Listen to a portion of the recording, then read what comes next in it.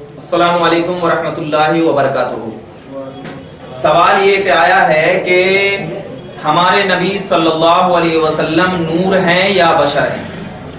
تو سب سے پہلے ہم لوگ اللہ کے نبی صلی اللہ علیہ وسلم کو نور بھی مانتے ہیں اور بشر بھی مانتے ہیں۔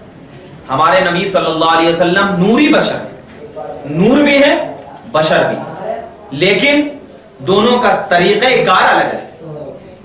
نور جیسا کہ اللہ تبارک و تعالیٰ نے نور ہونے کا ثبوت، اللہ کے نبی صلی اللہ علیہ وسلم نور ہے، ہم نہ صرف نور مانتے ہیں اور نہ ہم صرف بشر مانتے ہیں، بلکہ ہم نور بھی مانتے ہیں اور بشر بھی مانتے ہیں۔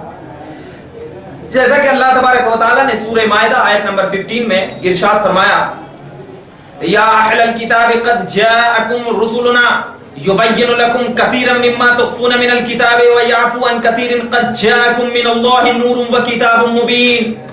اللہ فرماتا ہے، اے اہل کتاب، بے شک آ گیا تمہارے پاس ہمارا رسول، کھول کر بیان کرتا ہے تمہارے لیے بہت سی ایسی چیزیں جنہیں تم چھپاتے ہو کتاب سے یعنی توریت اور انجیل سے چھپاتے ہو۔ بے شک آ چکا ہے تمہارے پاس اللہ کی طرف سے ایک نور اور ظاہر کرنے والی ایک کتاب، روشن کتاب۔ اس آیت کریمہ کے بعد مفسر قرآن حضرت علامہ ابن جریر طبری علیہ رحمت و رضوان نے اپنی کتاب تفسیر طبری جلد 4 صفحہ نمبر 210 میں ارشاد فرماتے ہیں کہ اللہ تبارک و تعالی نے جو فرمایا، یہاں پر اہل کتاب کو مخاطب کرتے ہوئے اللہ تبارک و تعالی نے فرمایا، یا اہل الکتاب، یعنی اہل کتاب یعنی یہودی لوگ کو مخاطب کرتے ہوئے فرمایا کہ وہ یہودی لوگ توریت میں نبی پاک صلی اللہ علیہ وسلم کے آنے کی خبر وغیرہ کو چھپاتے تھے، بہت ساری چیزوں کو چھپایا کرتے تھے۔ تو اللہ کے رسول صلی اللہ علیہ وسلم کو جو اللہ نے بھیجا، تو اس بھیجنے کا مقصد اور مطلب یہ ہے کہ اے اہل کتابو، تم لوگ جو چھپاتے ہو اس کو کھول کر میرا محمد صلی اللہ علیہ وسلم بیان فرما دے گا۔ اور ارشاد فرماتا، اللہ کی طرف سے تمہارے پاس آ چکا ایک نور اور روشن کتاب۔ تو یہاں پر ابن جریر طبری علیہ رحمت و رضوان فرماتے ہیں کہ نور سے مراد محمد صلی اللہ علیہ وسلم کی ذات ہے، نور سے مراد محمد صلی اللہ علیہ وسلم کی ذات ہے۔ کیوں کہ اس کے ذریعے اللہ نے حق کو روشن فرمایا، حضور صلی اللہ علیہ وسلم کے ذریعے ہی اللہ تبارک تعالیٰ نے حق کو روشن فرمایا، اسلام کو غلبہ عطا فرمایا، شرک کو مٹایا۔ تو بس محمد صلی اللہ علیہ وسلم کی ذات نور ہے، اور اس کے علاوہ نور سے مراد یعنی قد جاءکم من اللہ نور و کتاب مبین میں علامہ ابن جریر طبری کی تفسیر کی بنیاد پر نور سے مراد محمد صلی اللہ علیہ وسلم کی ذات ہے۔ مفسر قرآن علامہ سید محمود آلوسی اپنی کتاب روح المعانی جلد 4 صفحہ نمبر 142 میں ارشاد فرماتے ہیں کہ قد جاءکم من اللہ و کتاب مبین، نور و کتاب مبین میں نور سے مراد نور عظیم، نور الانوار، نبی مختار ہے، اللہ کے رسول صلی اللہ علیہ وسلم کی ذات ہے، ان کا بھی یہی مذہب ہے۔ اور فرماتے ہیں کہ یہی حضرت قتادہ اور حضرت زجاج نے اسی کو پسندیدہ قول فرمایا ہے کہ نور سے مراد محمد صلی اللہ علیہ وسلم کی ذات ہے۔ علامہ جلال الدین سیوطی نے بھی اپنی کتاب میں ارشاد فرمایا تفسیر جلالین میں کہ کیا ہے کہ نور سے مراد قد جاءکم من اللہ، نور سے مراد ہوگا نور النبی، وہ نبی کا نور ہے، اور کتاب سے مراد قرآن ہے، یہ فرمایا۔ علامہ احمد ساوی نے بھی اپنی کتاب کیا حاشیۃ الساوی علی الجلالین میں ارشاد فرمایا کہ حضرت صلی اللہ علیہ وسلم کو نور اس لیے کہا گیا کہ آپ کے ذریعے دل و دماغ کو روشنی ملتی ہے، آپ کے ذریعے اور درستگی کی ہدایت ملتی ہے، اور اس لیے کہ آپ ہر نور حسی اور معنوی کی اصل ہیں، ہر نور حسی اور معنوی کی اصل ہے۔ مطلب یہ ہے کہ نور سے مراد محمد صلی اللہ علیہ وسلم کی ذات ہے۔ امام فخر الدین رازی نے بھی فرمایا کہ نور سے مراد محمد صلی اللہ علیہ وسلم کی ذات گرامی ہے۔ علامہ ملا علی قاری نے بھی فرمایا کہ نور سے مراد نبی پاک صلی اللہ علیہ وسلم کی ذات ہے، اور نور کا اطلاق اس لیے کہا گیا ہے کہ نور جو ہوتا ہے وہ اندھیروں میں روشنی کو پھیلانے کے لیے آتا ہے۔ تو جب اللہ تبارک و تعالیٰ نے اپنے نبی پاک صلی اللہ علیہ وسلم کو مکہ المکرمہ کی سرزمین پر بھیجا تو وہاں پر کفر کا اندھیرا چھایا ہوا تھا، کفر کا اندھیرا چھایا ہوا تھا۔ علامہ ملا علی قاری فرماتے ہیں کہ نبی جیسے ہی مکہ میں آئے تو وہ کفر کے اندھیرے کو چھانٹ دیا اور ہدایت کی روشنی بھر دی، اسی لیے وہاں پر نور سے مراد محمد کی ذات ہے، امت کی ذات ہے۔ اور کون؟ علامہ ابن کثیر نے بھی اپنی کتاب تفسیر ابن کثیر میں ارشاد فرمایا ہے، خلاصہ یہ ہے کہ وہاں انہوں نے بھی یہ فرمایا ہے کہ نور سے مراد محمد صلی اللہ علیہ وسلم کی ذات ہے، ذات گرامی ہے، اور فرمایا جب ذات گرامی ہے نور پاک صلی اللہ علیہ وسلم کی، نور سے مراد حضور صلی اللہ علیہ وسلم کی ذات ہے، تو ان تمام روایتوں سے یہ بات ثابت ہو رہی ہے کہ جب نور سے مراد، اور علامہ ابن کثیر تو بہت بڑا لمبا واقعہ ذکر فرمائے، بہت لمبا واقعہ، کہ جب حضرت عبداللہ رضی اللہ تعالی عنہ ایک جگہ گزر رہے تھے تو راستے میں ایک کاہنہ عورت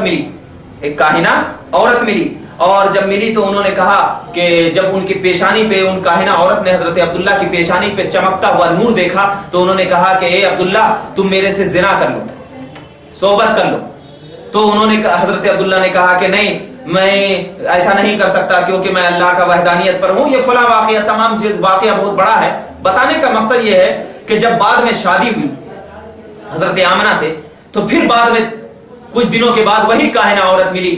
اس کے بعد حضرت عبداللہ کو کہا کہ عبداللہ میں کوئی بدکار عورت نہیں ہوں، بلکہ میرے دل میں یہ خواہش پیدا ہوئی تھی جبکہ میں آپ کی پیشانی پہ نور کو چمکتے ہوئے دیکھا تھا تو میں نے سوچا کہ تم میرے سے قریب قربت حاصل کر لو گے تو وہ نور میرے میں منتقل ہو جائے گا، لیکن خوش نصیب ہے وہ عورت جس کے بدن میں نور منتقل ہو گیا. تو علامہ ابن کثیر فرماتے ہیں کہ وہاں پر منتقل کون ہوا؟ محمد صلی اللہ علیہ وسلم کی ذات منتقل ہوئی. وہی تو اب نور سے مراد محمد صلی اللہ علیہ وسلم کی ذات ہے. اور اس سے پہلے میں نے بیان کر دیا کہ نور جو ہوا کرتا ہے، اسی لیے نبی پاک کا سایہ زمین پہ نہیں پڑتا تھا، کیونکہ نور کی ذات لطیف ہوا کرتی ہے، نور لطیف ہوا کرتی ہے.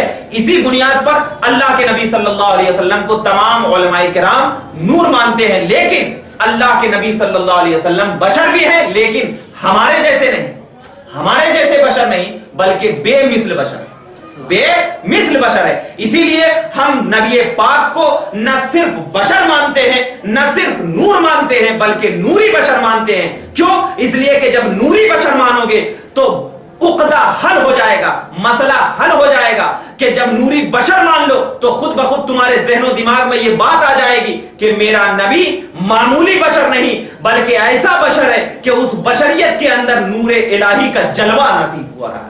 تو اسی بنیاد پر دیکھیے، ہم جو کہتے ہیں کہ اللہ کے نبی صلی اللہ علیہ وسلم نور بھی ہے اور بشر بھی ہے، لیکن بشر میں ہمارے نبی صلی اللہ علیہ وسلم کا کوئی مثل نہیں ہے. جیسے کہ دیکھیے صحیح بخاری کتاب الصوم میں اللہ کے رسول صلی اللہ علیہ وسلم نے ارشاد، حضرت عبداللہ ابن عمر سے یہ روایت مروی ہے کہ فرمایا کہ رسول اللہ صلی اللہ علیہ وسلم نے، وہ فرماتے ہیں کہ رسول اللہ صلی اللہ علیہ وسلم نے پے در پے روزہ رکھنے سے منع فرمایا. پے در پے روزہ رکھنے سے منع فرمایا، یعنی ایسا روزہ، پے در پے روزہ کا مطلب ہوتا ہے جس میں سحری بھی نہ ہو، افطار بھی نہ ہو. تو ایسا رسول صلی اللہ علیہ وسلم نے منع فرمایا، رکھنے سے منع فرمایا. صحابہ نے عرض کیا یا رسول اللہ آپ تو متواتر روزہ رکھتے ہو. فرمایا بے شک میں تمہاری طرح نہیں، بے شک میں تمہاری طرح نہیں ہوں. مجھے اپنے رب کے یہاں کھلایا اور پلایا جاتا ہے. مجھے اپنے رب کے یہاں کیا کیا جاتا ہے؟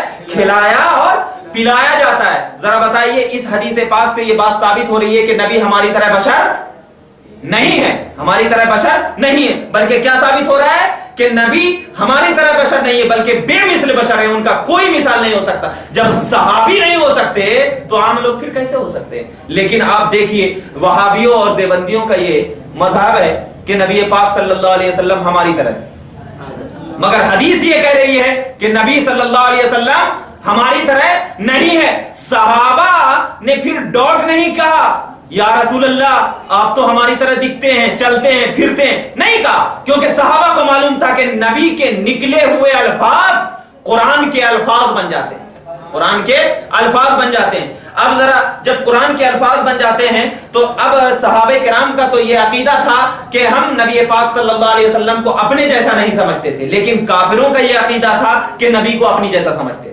نبی کو اپنی جیسا سمجھتے تھے. جیسے دیکھیے اللہ تعالیٰ نے فرمایا فقال الملأ الذين كفروا من قومه ما نراك الا بشرا مثلنا، سورہ ہود آیت نمبر 27 میں. نوح کی قوم کے کافروں کے سرداروں نے کہا اے نوح ہم تم کو بس اپنی طرح بشر سمجھتے ہیں، اپنی طرح بشر سمجھتے ہیں. کس نے کہا تھا؟ نبی کو کس نے اپنی طرح بشر مانا؟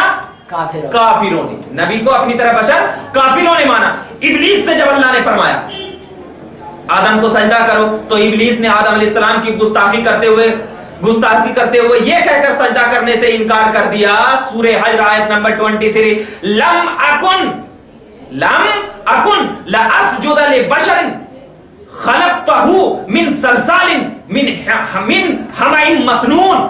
فرمایا میں اس بشر کو سجدہ نہیں کرتا جس کو تو نے بجنے والی مٹی سے پیدا کیا، جو پہلے سیاہ چپکنے والی مٹی تھی. تو ابلیس نے بھی اپنی طرح بشر سمجھا تھا. تو اب عقدہ حل ہو گیا، مسئلہ حل ہو گیا کہ نبی ہماری طرح بشر نہیں. اب جو بشر نبی کو اپنی طرح کہتا ہے تو سمجھو کہ وہ کافروں کا عقیدہ. اگر ہماری طرح نبی بشر ہوتے تو بخاری کی یہ حدیث پاک ہمیں بتاتی ہے کیا؟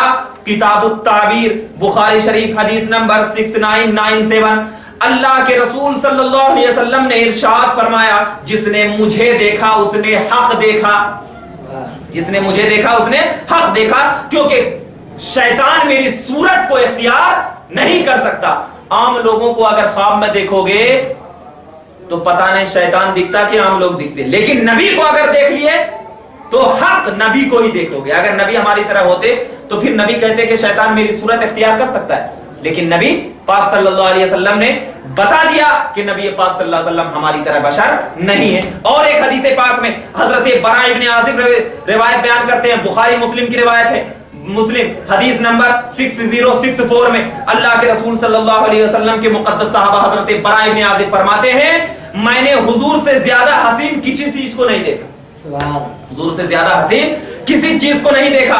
اور حضرت انس رضی اللہ تعالیٰ عنہ بیان فرماتے ہیں کہ جس روز رسول صلی اللہ علیہ وسلم، ترمذی شریف کی حدیث پاک ہے، جس روز رسول صلی اللہ علیہ وسلم مدینہ منورہ تشریف لائے، آپ کے نور سے ہر چیز منور ہو گئی.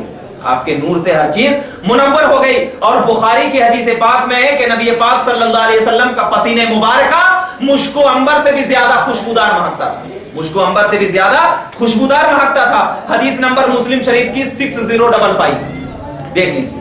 اور بہت ساری ایسی چیزیں ہیں. تو اب جیسے دیکھیے ان تمام حدیثوں سے یہ بات ثابت ہوگی کہ نبی پاک صلی اللہ علیہ وسلم ہماری طرح بشر نہیں ہے. تو جب ہماری طرح بشر نہیں ہے اور اللہ کے نبی نور بھی ہیں، تو ہمارے نبی پاک کو صرف بشر کہنا یہ کافروں کا عقیدہ ہے، اور صرف نور کہنا یہ عقیدہ درست نہیں ہے. ہمارے نبی نور بھی ہے، بشر بھی ہے، اور یہی عقیدہ اہل سنت والجماعت کا ہے.